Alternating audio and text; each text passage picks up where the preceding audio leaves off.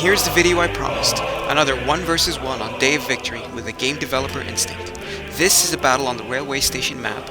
I'm in command of the Soviets and Instinct is in command of the Germans. This was a high resource battle, and the reason we went for high resources was so that we could show some tank combat. Anyway, I'm going to start with a squad of Marines, which are your equivalent of paratroopers or commandos, and I'm also going to bring up an AT rifle.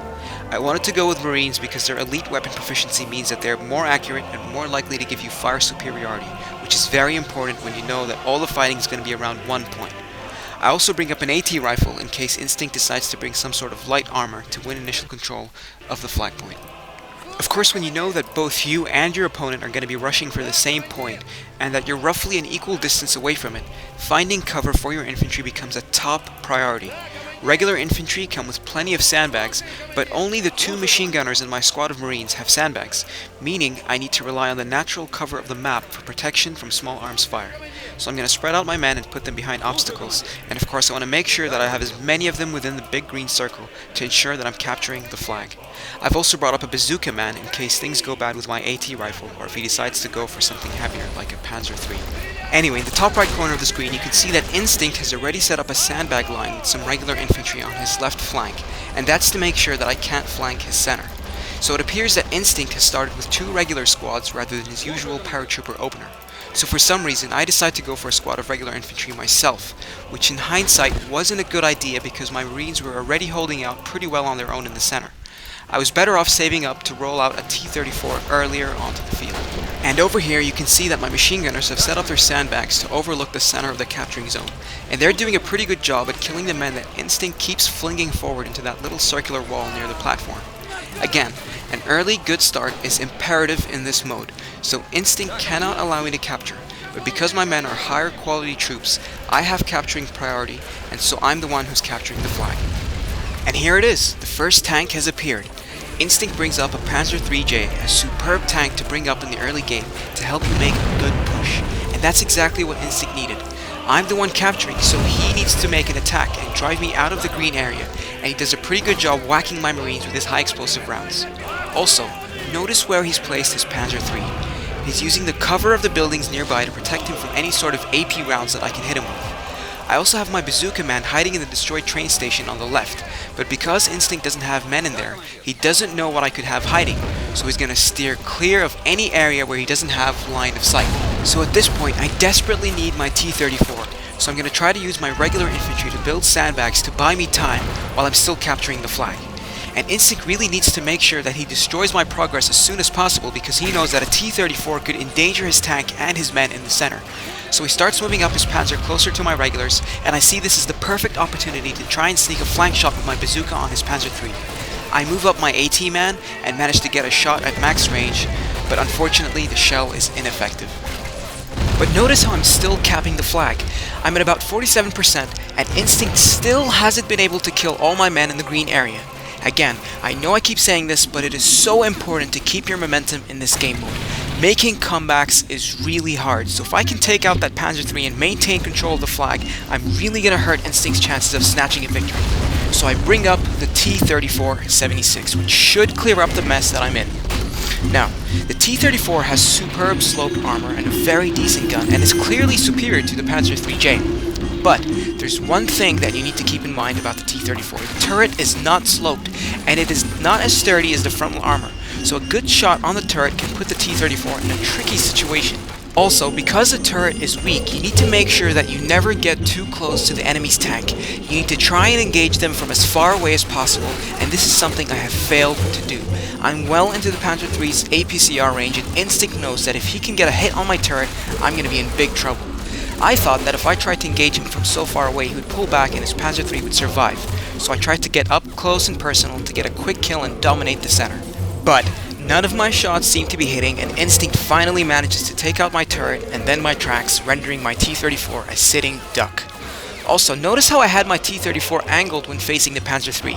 By angling your tank, you are increasing the effective armor because of how sloped it is, but this does not help the turret armor as it is not sloped. So with the tracks and turret down, Instinct can easily move in and finish off this wounded beast and maintain tank superiority. This is a perfect example of how game knowledge can help you overcome a superior enemy unit. A Panzer III shouldn't even have a chance against a T-34-76, but because I have failed to recognize the weakness of my tank, I am punished, and Instinct can now take back the center.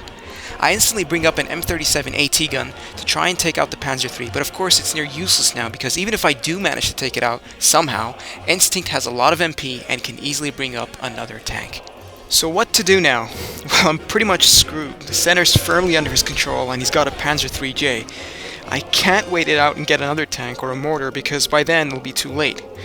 I'm gonna try to hide my M37 on my left flank and use it opportunistically, but Instinct soldiers are all over the flag.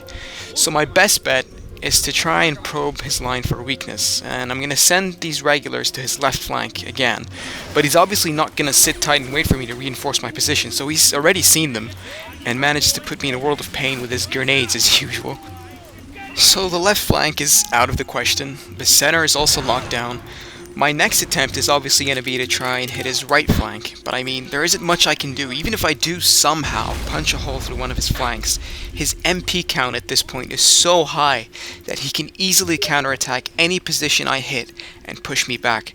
There's no way I'm going to be rolling out a tank soon, so Instinct knows that by now, he got this. With my men on the right flank all dead, I'm going to bring up another squad of Marines to try and put some pressure on the center and maybe draw out his Panzer III so I can take a few shots at it with my M37. But there isn't much to talk about at this point other than the fact that Instinct has already spotted my M37 and is going to destroy it in a second. So I'm just going to talk a little about the Soviet IS tank series. One of you guys asked me to comment on one of my videos whether the IS series was worth bringing up into a battle. My response to that is that just like any other unit in the game, it's a situational unit. If you're up against Germany and the enemy rolls out a Tiger tank, then by all means go for an IS-1. It has excellent sloped armor that comes at about 100mm of thickness and has a fairly decent gun. Now the 88mm gun on the Tiger is stronger than the IS-1's gun, but that doesn't mean the IS-1 can stand up to the Tiger. The IS-2 on the other hand is a beast and can often be a game changer if the Soviets are allowed to roll one out. So yeah, the IS series is a great series and gives the Soviets a very good late game. In fact, the Soviets probably have the best tank selection at their disposal. They have arguably the best medium tanks in the game in the T-34 series. They have a great, rather cheap pusher tank in the KV-1, which can take quite a beating. And then they get their IS-2s and even IS-3s, which can annihilate all but the biggest of tanks in the game. So they're very flexible. If you like to blitz the enemy and constantly keep pressure, you can make use of excellent medium tanks like the T-34-85. And if you're the kind of player that likes to bank and make the most out of your infantry hero units, then you can use the great heavy stuff later on in the game to bring some serious firepower to the fight. Anyway, in a battle like this one, which usually doesn't last too long, you rarely get to use your hero points, so I've completely forgotten about them until now. I bring up my Guards rifles and my Guard snipers. The Guard rifles are okay-ish, unlike the Brandenburgers of Germany who come equipped with Panzerfaust, which can really threaten any sort of armor. The Guard rifles come equipped with AT rifles. They're useful against light tanks, but they don't have much of a chance against a medium tank or a heavy tank, which Brandenburgers can easily take on if used correctly. I try to make a last-ditch effort to make a push on his right flank, but as I've already said, Instinct already has the MP to respond to anything I do, and he's already heavily reinforced that flank with infantry.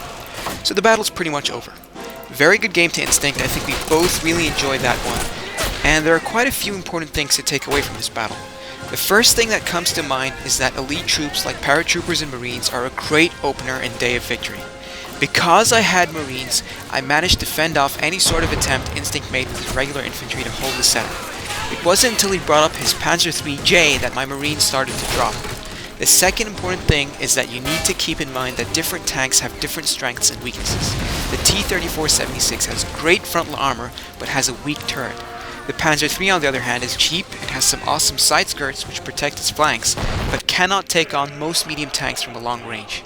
So you need to have all this game knowledge down to be able to give the right orders in tank combat. Anyway, I hope you all enjoyed this battle. Please don't forget to comment, subscribe, and push the like button.